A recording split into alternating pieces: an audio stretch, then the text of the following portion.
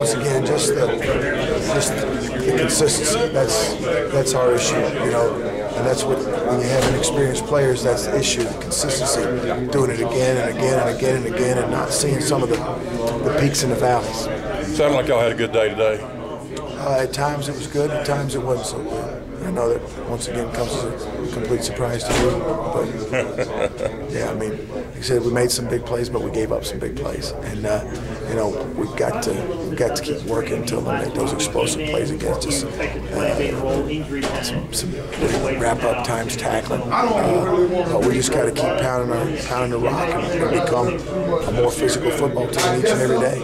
As far as emphasizing stopping the run and then taking the ball. Do you have a clear starter at every position? No, not even close. Not even close. There's still a lot of jobs that are up for grabs, and just keep grinding. And that's part of the deal. We've got to create more competition.